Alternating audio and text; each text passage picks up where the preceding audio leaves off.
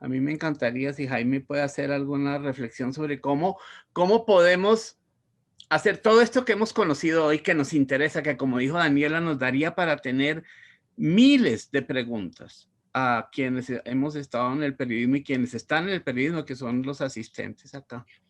Pero me gustaría como empezar a tejer de eso que se habló del medio ambiente. ¿Qué hacemos los periodistas en esa cosa que Daniela llamó una labor difícil, pero al mismo tiempo motivadora? Para ir acercándome al tema, antes de entrar a la presentación sobre el proyecto que menciona Juan Pablo, quiero comentarles lo siguiente. Hay un documento que se llama Eco Awakening, o sea, Eco Despertar. Lo emitió la semana pasada la unidad de inteligencia de The Economist, y es una mirada global sobre cómo están distintos países claves para los temas ambientales respondiendo pues a la idea de tomar conciencia sobre estos temas. En Colombia hay una noticia pésima, que es que este documento de The Economist Intelligence Unit nos recuerda que en 2019 la organización Frontline Defenders nombró a Colombia el país más peligroso del mundo entero, para los activistas que buscan proteger la tierra y los recursos naturales, con cerca de 100 asesinatos en 2019. Pero al mismo tiempo, lo positivo está, de todas maneras, en que se hacen unos análisis de seguimiento, digamos, algunos indicadores entre el 2016 y el 2020, y se encuentra, por ejemplo, que la popularidad del tema ambiental en las búsquedas de Google, o sea, los temas relacionados con pérdida de la naturaleza y con biodiversidad, creció un 74%, que los tweets que se generaron alrededor de estos temas crecieron un 293%. Igualmente las búsquedas de Google en un 63%, que Avast recibió 1 millón de firmas y 8.763 donaciones originadas en Colombia apoyando campañas en favor de la naturaleza con ciudadanos, y que la cobertura informativa de estos temas relacionados con naturaleza y biodiversidad se incrementó en un 34%. Esa cobertura fue especialmente alta en 2017, justamente cuando salíamos del proceso de paz. Yo efectivamente creo que el tema representa un campo de trabajo muy importante para el periodismo. Es lo que, aun cuando la invitación que recibimos y el enfoque de la primera parte de la presentación está relacionado justamente más con el tema de la paz, que yo de todas maneras lo asocio a todo las preocupaciones del movimiento ambientalista, al final haré una mención sobre cómo observamos una tendencia en América Latina a que estos temas crezcan en importancia, en que se hayan grandes esfuerzos de periodismo, sobre todo de orden colaborativo. Es un tipo de periodismo de investigación en lo que se trabaja en redes entre personas que se conectan a veces de distintos países, y entre nosotros hay distintos ejemplos de periodismo colaborativo excelente que se está originando en Colombia y que tiene que ver con los temas ambientales. Es decir, es un tema que llegó, así como se refleja este interés de las audiencias expresado en las cifras de este documento del Eco Awakening o Eco Despertar, que yo le enviaré por WhatsApp a Juan Pablo para que él lo reparta con los participantes, porque tengo el PDF de ese informe, que entonces vamos a hablar un poquito acerca de ese potencial y también de un riesgo enorme que también va de la mano con todo esto, que es el de la desinformación. Sobre todo la desinformación organizada, sobre la cual en lo ambiental hay unos casos históricos Sabemos perfectamente que uno de los campos donde la ciencia ha sido más sistemáticamente cuestionada, con base, digamos, en una pseudociencia asociada a intereses comerciales que no quieren comprometer, que se oponen, por ejemplo, a los compromisos del cambio climático y demás, ha sido el campo ambiental. Entonces me parece importante que tengamos el tema de la desinformación muy presentes. Quiero comenzar con una frase de Gabriel García Márquez, que es nuestro fundador. Esta frase, y aquí voy entrando más al tema de la paz, fue emitida en 1984. Es una invitación a fondo, es la frase que da lugar años después, o sea, 34 años después, nos embarcamos en un proyecto cuyo título era la primera parte de esa frase, viva la paz con los ojos abiertos. Pero quiero en este momento recordar qué pasó a lo largo de estos 34 años. Los 34 años, sobre todo a partir de 1982, que cuando el país entra a buscar la paz convertida en una obsesión nacional. Y yo diría allí que esa paz, digamos, tomando como culminación la elección de Belisario Betancur, su decisión de impulsar un proceso de paz, y como momento, digamos, de culminación, el año 2016 en que se firmó el acuerdo final para la terminación del conflicto y la construcción de una paz estable y duradera entre el Estado y las FARC. Son 34 son años en que se alternaron fases de negociación y desmovilización con fases de intensificación de la guerra interna y la degradación en crisis humanitarias. Pero en paralelo se dieron avances muy importantes en Colombia. Fueron también años de apertura y modernización política, económica y social. Los años en que se desintegró poco a poco el bipartidismo y fue confrontado por opciones políticas alternativas. En que conocimos en el Estado colombiano la descentralización con elecciones y competencias territoriales, en que las ciencias sociales y el pensamiento crítico abordaron investigaciones y debates sobre problemas centrales de la nacionalidad. Son los años en que surge realmente el movimiento el ambientalista como un movimiento social en nuestro país, que no es solo un movimiento de académicos y de activistas, sino que también está ligado a la protesta social, a las posiciones de los indígenas y sus preocupaciones por la tierra, y en general a la lucha de distintos sectores por una serie de reivindicaciones en nuestro país. En materia de comunicación son años centrales. Realmente veníamos de vivir, de ser así como hoy en día Colombia es tal, o por lo menos en el 2019, era el país más peligroso del mundo para los líderes ambientales. Hace 30 años era el país más peligroso del mundo para hacer periodismo. Lamentablemente las razones por las que ya no lo es tanto, en parte tienen que ver con un cambio, con transiciones, con mejoras, pero también en parte con lo que alguien ha llamado la flip, especialmente desiertos informativos. Y es decir, el retiro de la cobertura periodística de algunas regiones de Colombia. En todo caso, sin duda, hubo claramente una colisión entre la libertad de comunicar e informar con las múltiples formas de violencia criminal que han caracterizado nuestro país en varias regiones. Ese régimen del terror impuesto por los actores armados y algunos cómplices civiles logró silenciar voces críticas y reducir la actividad periodística a su mínima expresión, con consecuencias hasta el presente, como digo. Periodistas honorables resistieron, tuvieron que irse o pagaron con su vida. Pienso, eso lo sabe muy bien Juan Pablo Ferro, que viene del Espectador, y lo que sabe, lo que sufrió el periódico por haber decidido enfrentar de cara a cara el narcotráfico, la muerte de Guillermo Cano, la bomba del Espectador, la guerra terrorista del narcotráfico. A muchos medios, lamentablemente, pues, o muchos periodistas, lamentablemente, hay que reconocer que vendieron a los criminales sus servicios como relacionistas públicos. Casi que podríamos decir que son el anticipo de lo que hoy se llaman las bodegas.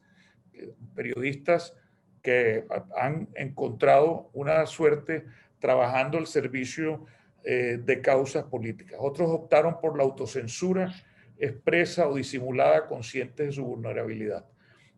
Y por supuesto, a muchos medios se les criticó en las épocas más duras de la violencia guerrillera y paramilitar que se refugiaran en un oficialismo conveniente, con escasa diversidad de fuentes, con profundidad y poca profundidad al informar.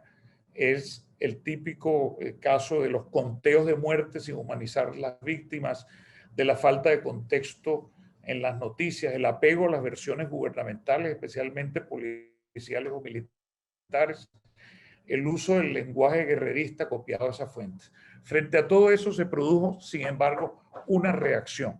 Esa reacción, yo creo que ha habido una transformación importante, el surgimiento de muchas organizaciones, una de las cuales es la Fundación Gabo, una iniciativa de Gabriel García Márquez en 1994, pero otras más con las que hemos trabajado, es decir, surgió la FLIP en el 96, surgió la Corporación Medios para la Paz en 1998, creamos el proyecto Antonio Nariño a principios de los años 2000, y son proyectos todos que apuntaron a dignificar el periodismo y hacer un periodismo de resistencia frente a la situación y a trabajar por la formación práctica, la ética periodística, la libertad de expresión, la reflexión autocrítica y la solidaridad profesional.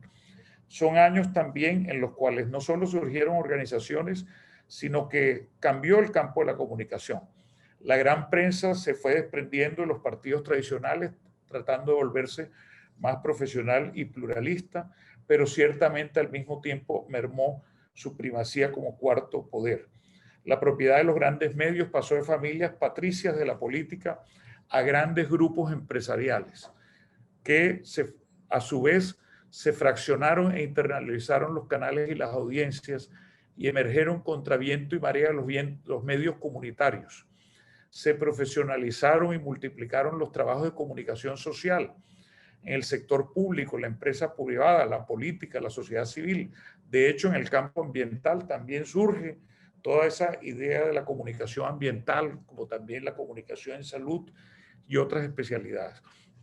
Y las investigaciones y el activismo de la comunicación para el desarrollo y el cambio social se abrieron espacio al tiempo que se dio una formidable expansión del mercado de las telecomunicaciones de la mano de la liberalización y de las reformas normativas que se iniciaron en los años 90 y que tuvieron un punto muy especial en la Constitución de 1991. Una Constitución que también, no solo en materia de medios, con esa libertad para fundar medios y con un compromiso claro pues digamos, con el derecho a la información, sino también y el surgimiento de figuras como la tutela, sino también sabemos que todavía, digamos, como se dijo antes, hay que reconocer que es una constitución de la que todavía podemos enorgullecernos. Hubo un momento en que sentíamos que Colombia era pionero en los temas ambientales. Estábamos inclusive en los rankings, tendíamos a estar siempre arriba.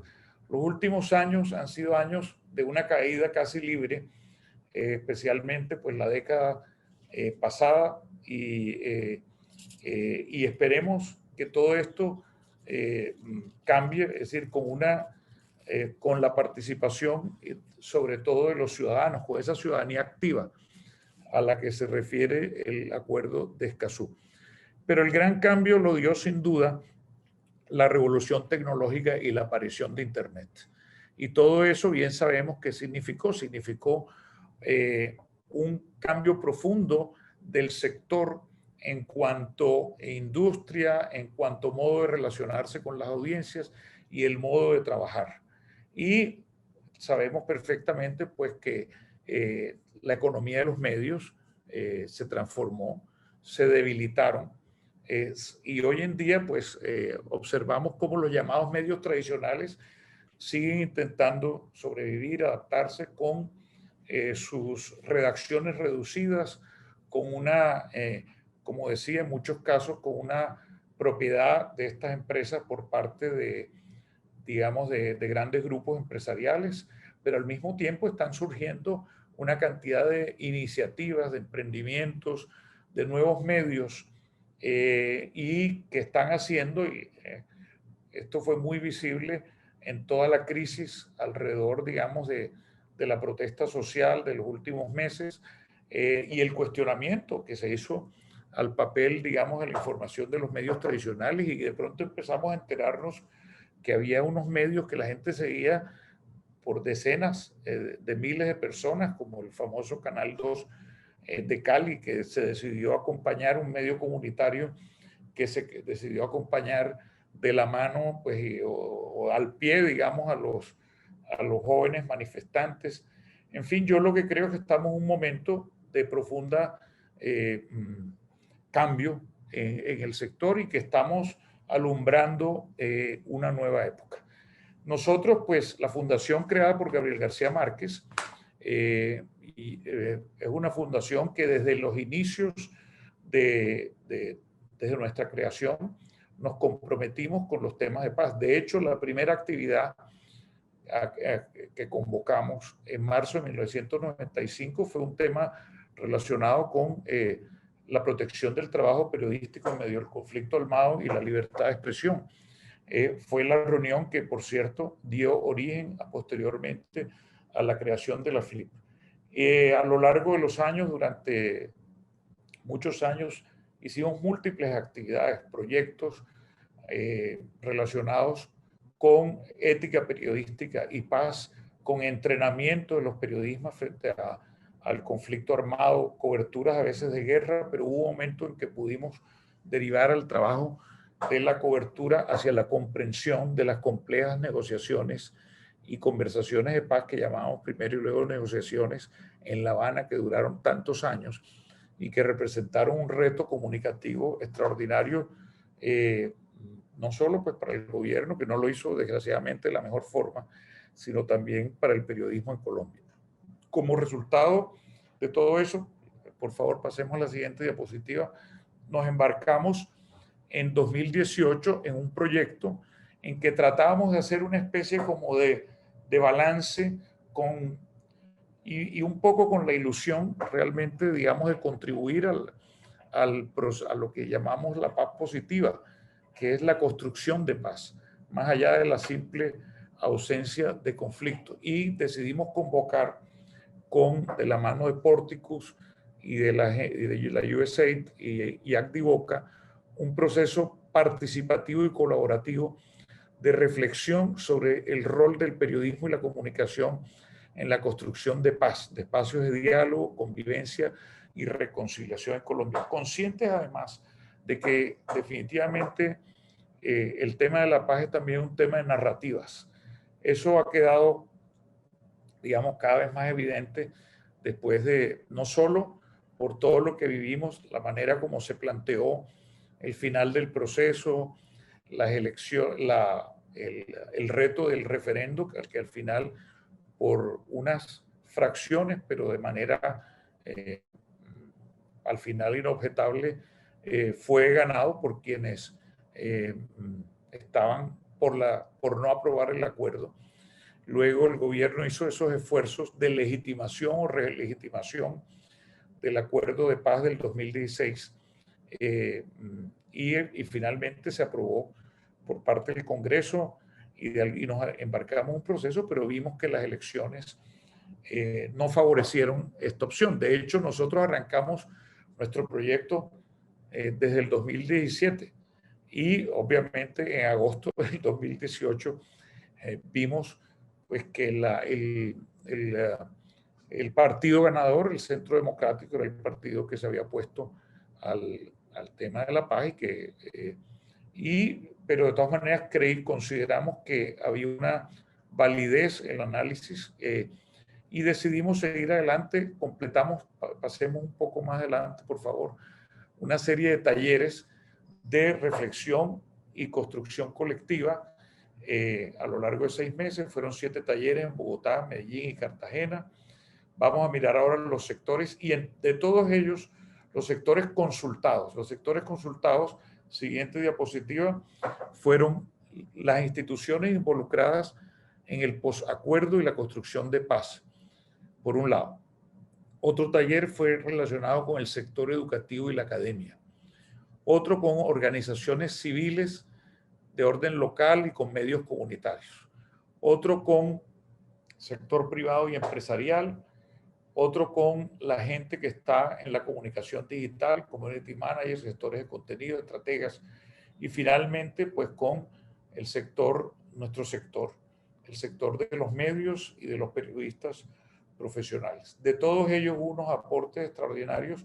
Se hizo un gran esfuerzo de relatoría y todo ello condujo a una publicación, siguiente diapositiva, que es una publicación que yo quiero compartir, que está, por un lado, hace un balance de distintas iniciativas que durante todos esos 34 años mencionados se desarrollaron en Colombia en materia de comunicación, periodismo y paz, por supuesto incluyendo la recapitulación histórica de las iniciativas de la propia Fundación GAO, pero no limitándose a ello. Y una línea de tiempo sobre los acontecimientos más relevantes relacionados con los procesos de paz en los últimos 70 años, que han sido 70 años de un relato de conflicto y de aspiración de paz, y concluye con 12 recomendaciones para comunicar de manera propositiva en el escenario del posacuerdo. Esto además tiene, yo voy tratando pues también de abreviar, les voy a informar de las conclusiones principales, pero también voy a poner a disposición de ustedes para que lo descarguen y lo usen todo el documento, un documento en el cual se revisan las recomendaciones sector por sector y además está complementado con un apéndice muy completo de una reseña de distintas iniciativas interesantísimas y proyectos de comunicación y periodismo orientados a la construcción de paz en Colombia que se relevaron en 2018. Adelante. Los puntos, las recomendaciones tienen que ver con los objetivos de trascender la coyuntura.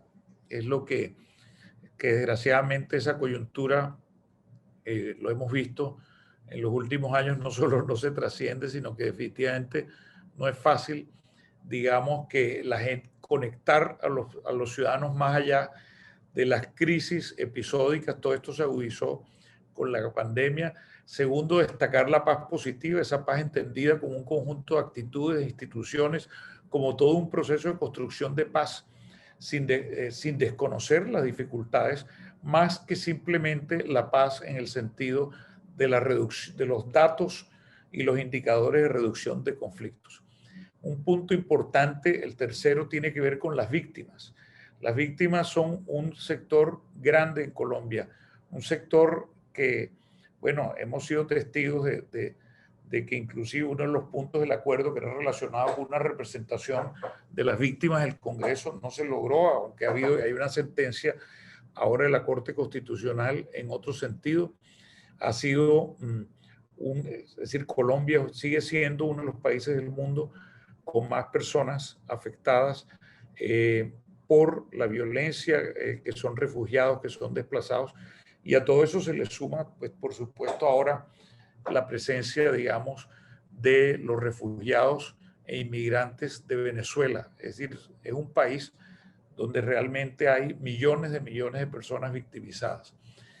Un punto cuarto de la recomendación que salió de los distintos grupos es propiciar la expresión de nuevas voces, definitivamente abrirnos. Yo creo que gran parte de los móviles de todos estos jóvenes y de los sectores que estuvieron en protesta recientemente era un reclamo de vocería, de respeto, de reconocimiento, de representación, de dignidad.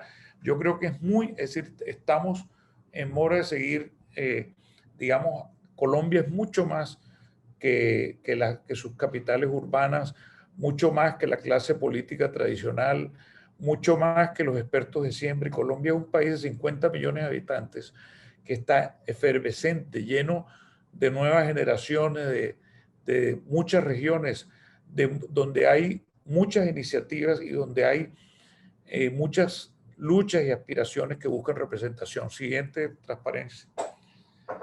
Quinto, y lo voy a profundizar, por eso no es no difundir información falsa, es fundamental para la construcción de paz, por supuesto.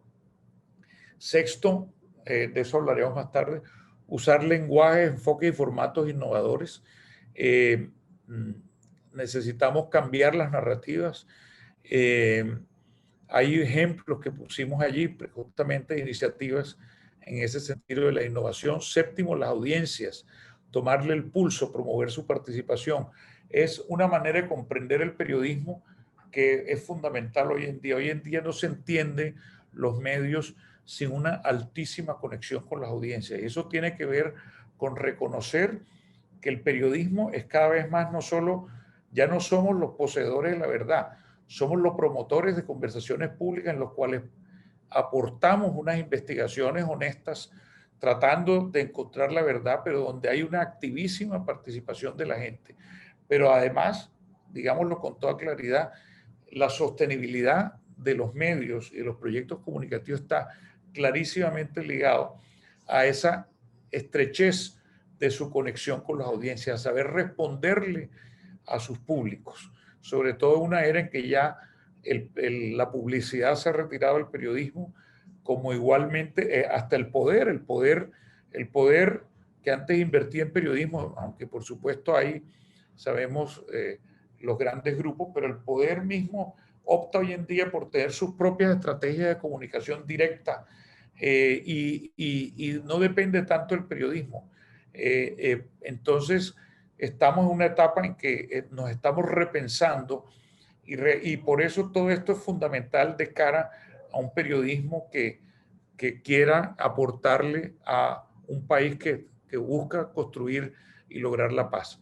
Nos parece fundamental el generar comprensión, sobre todo en esta era de redes sociales, o sea, hacer la pedagogía mediática y digital. De eso también hablaremos cuando hablemos de esa información. Hay que aprender de todas las, documentar, investigar, evaluar y sistematizar aprendizaje y experiencia, aprender de lo que hemos hecho por comunicación, periodismo y paz. Y hay mucho que aprender. Colombia es uno de los países del mundo que más tiene inclusive que aportar en eso por lo que hemos vivido, por estos 72 años de conflicto que creíamos que iba a culminar con el proceso del 2016, pero que claramente vemos que está renaciendo.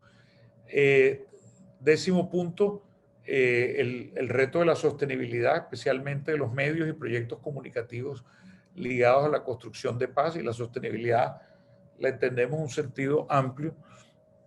Y puntos 11 y 12, y voy acelerando por el tiempo, tener una visión descentralizada de país, proponiendo verdaderos diálogos con los niveles local, regional y no solo lo urbano, sino también lo rural. Y finalmente no partir de ceros. Es muy importante reconocer lo que viene de atrás y tratar de generar alianzas, articulaciones, en fin, todo eso son las recomendaciones que emanaron de ese trabajo. Yo quiero invitarlos y poner a disposición de ustedes este documento, y este documento yo creo que mantiene una vigencia indudable frente al momento que estamos viviendo, aunque desgraciadamente hay que reconocer que ha habido como una retracción del concepto de paz de la esfera de discusión pública, porque ha sido, es decir, de manera simplificada, se ha politizado como parte de la guerra de narrativas. E inclusive yo creo, anticipo decir mi idea, algo que presiento es que nuevamente en esta campaña electoral que se avecina y que es una campaña que viene con profundos y extremos choques de placas tectónicas políticas, el tema va a emerger nuevamente porque somos conscientes de que el país no solo ha aumentado los niveles, digamos, de violencia, y especialmente en una serie de zonas del país donde se presentan fenómenos relacionados con economías ilegales, sino en general también todo este problema de la relación entre policía y ciudadanía y el llamado de determinados sectores a una mano dura que a veces va más allá de la mano dura del Estado y que pareciera una invocación a tomar armas y ejemplos no dejó de haber en las últimas elecciones. Entonces los invito a descargar este documento, a sacarle provecho a ver una cantidad de opciones que están, como digo, planteadas en relación a distintos perfiles profesionales del campo de la comunicación y del periodismo. Adelante. Yo quiero decir algo, y es, primero, que captemos que nuestra situación está, es decir, tenemos unas características nacionales y una de esas características nacionales es la violencia política. Pero cada vez más estamos viviendo un contexto latinoamericano en el cual compartimos una serie de problemas. Por supuesto, el impacto de la crisis sanitaria global, la desigualdad y la crisis social, el deterioro económico y el empobrecimiento. Ya vimos los datos que dio el DANE en el mes de mayo de cómo hasta abril había habido una caída, realmente una especie de cataclismo social. Más de 3 millones de colombianos bajaron de esa franja extraña que se denomina clase media vulnerable a la pobreza. Y eso, pues, obviamente es algo que también se está viviendo en el resto del continente. Las crisis ambientales, y sabemos nosotros, pues en Colombia estamos preocupadísimos por la destrucción, digamos, de la selva, por la deforestación, por la manera como se amplía de manera salvaje la frontera agrícola en algunas regiones, por el impacto de los cultivos de coca, de la minería ilegal, de las maneras como el gobierno mismo quiere ahora volver otra vez al uso del glifosato para combatir eso, en fin, pero eso se está viviendo, toda esa crisis ambiental se está viviendo en el resto de América Latina. Hay países donde es más aguda. Venezuela, por ejemplo, es un país donde está espectacularmente agudizada el problema ambiental. Brasil es otro país donde además tenemos a el enemigo de lo ambiental en jefe, de presidente de esa nación. Pero también, bueno, Perú es otro país que está sufriendo mucho. Hay un problema y tiene que ver inclusive con los países de nuestro ámbito más cercano geográfico.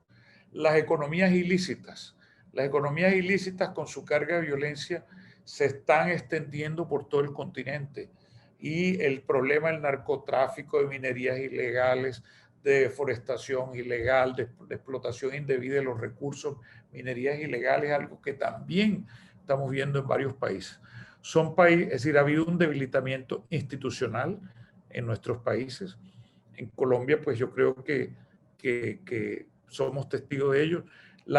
Una extensión de la desconfianza prevalece y una desconfianza y un descrédito de las instituciones, incluyendo, por supuesto, el periodismo, incluyendo los medios. Paradójicamente, mucha gente cree más en esa cosa informe que se llama las redes sociales. Hay una aparición creciente de la desinformación organizada, y la desinformación organizada, digámoslo con toda claridad, llegó para quedarse. Yo hago la comparación, la desinformación organizada ya no es un problema. La desinformación organizada es un contexto problemático porque es una industria, es una manera de hacer lucha política, pero también es una manera de expresar las preferencias de mucha gente. Y aquí recordemos que hay definitivamente toda una tendencia muy complicada a lo que se llama la tribalización de la sociedad en el encapsulamiento que producen las redes sociales. Y obviamente el campo ambiental es uno de los campos donde, como dije ya, esto se hace sentir muy fuertemente. Las protestas y movilizaciones sociales son señales, digamos, de de esa inconformidad, pero a su vez también generan procesos complicados. Y estamos viviendo procesos electorales críticos, procesos electorales como el último de Ecuador, que se resolvió por unos pocos votos, como el último de Perú, que también pues que no está resuelto, que sabemos pues que el de Perú, pues todavía no sabemos si el maestro o la senadora acusada de corrupción van a ser los ganadores, pero en todo caso eso nos hace pensar que a Colombia le espera un año, de aquí a mayo y junio del año entrante, un año electoral complicadísimo, como lo ha vivido el resto de América Latina y en nuestro caso agudizado por lo que todos los colombianos aquí presentes sabemos, por los problemas fiscales, por todo este agotamiento que ha producido todos estos problemas, empezando el encierro, pero también la gente golpeada por las cuarentenas y demás. Frente a eso, el papel del periodismo. Entonces, pasemos a la siguiente diapositiva. Pues nuestra visión estratégica es que, y aquí lo digo de cara no solo a todos estos retos, que son retos que tienen que ver con paz, pero que también son los retos del día a día y que son los retos de la cobertura de los temas ambientales, pues creemos que hay que promover un mejor periodismo, un periodismo que apueste por las búsquedas de excelencia, que no se mediocrice, un periodismo fundamentalmente ético, sobre todo que le cumpla a la sociedad la promesa ética que traicionó por muchos años, cuando podía traicionarlo porque había gente que pagara para que se traicionara. Llámense poderes o llámense publicidad. Hoy en día nadie le paga a los medios tienen que sostenerse ganando la confianza de la gente y la única salida definitivamente es servir a las audiencias con ética. Un periodismo que tiene que ser innovador, porque no hay otra alternativa, que tiene que generar, comprometerse con la información de interés público, porque por supuesto en el ruido digital hay de todo. Chismes nos sobran, opinión, toda la que se quiera, está allí en las redes. Rumores. ¿Qué está faltando? Está faltando periodismo de verdad, está faltando investigación, está faltando crónica, reportaje. Y luego, bueno, aquí está nuevamente el tema de las audiencias que ya había citado. Nosotros trabajamos a través de los talleres, de promover debates y reflexiones. Ese método de taller es el método que nos propuso Gabriel García Márquez, por el cual dio origen siempre hemos tratado de impulsar, pero cada vez más nos damos cuenta de la importancia de que haya becas de producción periodística. Por ejemplo, hoy en día tenemos un proyecto sobre nuevas narrativas sobre drogas, que hacemos con, obviamente ahí los temas ambientales están siempre, es uno de los temas más presentes. Ese es un proyecto en el cual se combina la formación con las becas para producir trabajos y para luego hacer, digamos, discusiones públicas. Eso nos lo financia la Fundación Open Society. Creemos en los premios del reconocimiento del periodismo, creemos que no solo son estímulos, sino son espacios, comunidades de aprendizaje y de avance para monitorear esos cambios que son tan importantes. Creemos que hay que hacer gestión de conocimiento, relatorías, por eso es un modelo de gestión de conocimiento este proyecto en el cual hemos compartido hoy de La Paz con los ojos abiertos, sobre una visión sobre los temas de periodismo y comunicación de cara a la construcción de paz, pero también todo esto hay que contarlo. Por eso hacemos un enorme esfuerzo en comunicar en nuestras redes y finalmente cada vez más nos damos cuenta que los periodistas tienen que conversar con la ciudadanía para construir ciudadanía digital, sobre todo de cara a la desinformación. Quiero aquí recomendarles, siguiente, unos ejemplos del Premio Gabo, porque en el Premio Gabo hemos encontrado unos trabajos extraordinarios y cada vez más presentes relacionados con los temas que acabamos de mencionar, relacionados con medio ambiente, con violencia. Aquí, por ejemplo, el año pasado en la categoría de texto, Venezuela, el paraíso de los contrabandistas, un típico trabajo de lo que llamamos periodismo colaborativo, en que se reunieron Infoamazonia de Brasil, el Miami Herald de la Florida, ya que estamos aquí con la Florida International University, Runrunes de Venezuela, de Corresponden de Holanda, el Correo del Caroní, que es un medio tradicional venezolano, y se investigaron los conflictos mineros de tráfico de oro, de flujos efectivos ilícitos en Venezuela. Pero todo esto ligado, por supuesto, a es decir, es un tema que tiene que ver con política, que tiene que ver con la explotación ilegal de oro, pero que tiene que ver con medio ambiente, con la fluidez de todo esto en fronteras porosas, en este caso muy importante la manera como sale a través de las Antillas holandesas, gran parte, digamos, de ese oro ilegal y luego es lavado, por decirlo así, en los grandes mercados de oro del mundo. Luego, en categoría de imagen, el año pasado, Defensores de la Selva, que publicó El País, pero que también fue en colaboración con un grupo de periodistas de Brasil, y es un trabajo sobre la relación simbiótica de las comunidades de la Amazonia con su propio territorio, su lucha, su compromiso, en fin, esos son los defensores de la selva que fueron resaltados en este tipo de trabajo. Sigue adelante.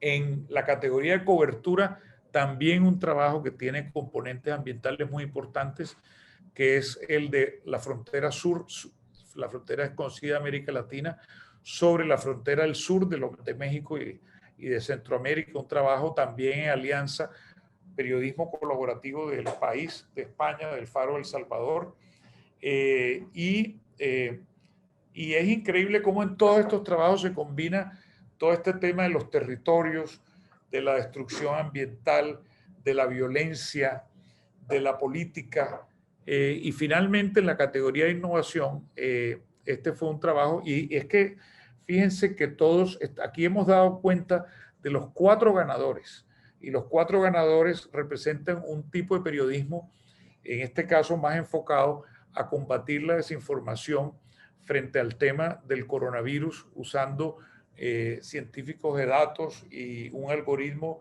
diseñado especialmente. Lo que quiero con esto resaltar, y esa es la invitación, es que hay un periodismo vital frente a unos problemas que cada vez son menos nacionales, cada vez más son regionales y globales. Hay un tipo de periodismo del cual podemos tomar cuenta. Colombia está aportando ese tipo de periodismo, pero también lo encontramos en nuestros vecinos. Por eso el premio es un instrumento. Aquí están solo los ganadores. En la lista de finalistas en distintos años, trabajos extraordinarios, donde lo ambiental, los problemas de paz, de construcción de paz, de violencia, etcétera, están tratados de una manera extraordinariamente interesante, de la cual vale la pena aprender. Finalmente, quiero decirles que uno de los temas centrales que nos va a ocupar es el tema del periodismo ante la desinformación. Y allí hay que pensar bien. Yo voy a hacer un símil, que el símil, pues me parece, el símil lo vengo poniendo, está de hecho en el prólogo de este libro, que también es un libro gratuito, descargable, y que también es gestión de conocimiento con base en los debates que tuvimos en el último Festival Gao. Quiero decir lo siguiente. Lo primero es que lo más parecido hoy en día a la desinformación organizada es el cambio climático. ¿Qué significa? Que el cambio climático ya no es un solo problema, es un complejo de problemas que no vamos a cambiar de la noche a la mañana, pero que tampoco podemos claudicar ante él. Por lo tanto, hay que mantener la batalla, hay que mantener los esfuerzos de mitigación, hay que hacer defensas de contención, pero igualmente tenemos que aprender a convivir para librar, entre otras cosas, para reeducarnos. Y todo esto tiene que ver con la manera como la desinformación crece y va a seguir creciendo, porque va a crecer la conectividad, porque la inteligencia artificial va a estar al servicio de la desinformación, y porque frente a ese contexto creer que el periodismo es el que la va a parar, pues es una equivocación. El periodismo no la va a parar. El periodismo va a tener todas las oportunidades del mundo para combatirla, porque al fin y al cabo la desinformación es justamente una de las cosas en las que tenemos que hablar. Tenemos que investigar cómo se origina la desinformación más que quedarnos en sus efectos. Tenemos que, por supuesto, apoyar el tipo de enfrentamiento a la desinformación que se hace con lo que llamamos fact-checking, que es la idea de las estrategias de verificación de los discursos públicos y de la información que circula para ir estableciendo fronteras y para ir señalando. Tenemos igualmente que reconocer definitivamente que en un contexto como este, la noción de verdad está muy cuestionada, y aunque yo íntimamente estoy convencido de que puedo sostener la idea de verdad, sabemos que la verdad es mejor hoy en día no decir yo soy dueño de la verdad, esta es la verdad, más bien tratar de ofrecer aproximaciones honestas a la búsqueda de la verdad, y definitivamente darnos cuenta que las redes sociales son un campo complicadísimo en el cual debemos exigirle responsabilidad a las plataformas. Las plataformas mismas están absolutamente desbordadas. No sé si ustedes saben que Facebook elimina cada día, no una vez al mes, no en un semestre, cada día elimina 17 millones de cuentas que considera que no son cuentas reales, que corresponden a cuentas falsas. Es decir, es una especie de catarata permanente con la que se está trabajando. Frente a eso, que afecta todo lo relacionado con no solo el papel del periodismo, sino con la idea de construcción de paz, porque sabemos que justamente todos hemos sido testigos de cómo la desinformación es un arma política formidable en esta época, y lo vemos por las narrativas de las famosas bodegas, pero también tiene que ver con la idea de cómo vamos a informar y a cubrir los temas ambientales, cuando igualmente hay intereses poderosos que están dedicados a tratar de desacreditar la ciencia y a diseminar información que no es real sobre determinadas situaciones que tienen que ver pues justamente con la pérdida de biodiversidad, con la pérdida, digamos, de recursos naturales, en fin. Yo creo que estamos ante un reto extraordinario, es un reto histórico esta de la desinformación, pero lo mejor es no angustiarnos demasiado, sino tratar de entenderlo, abordarlo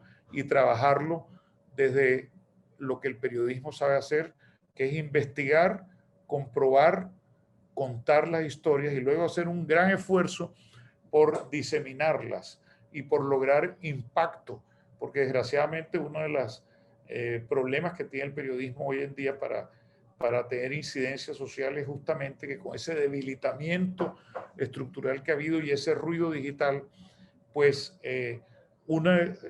definitivamente hay que aceptar que ya no basta con hacer las historias, sino que tenemos que hacer un gran esfuerzo por desarrollar audiencias y buscar que esas historias le lleguen al corazón de nuestras audiencias, que impacten en nuestras sociedades.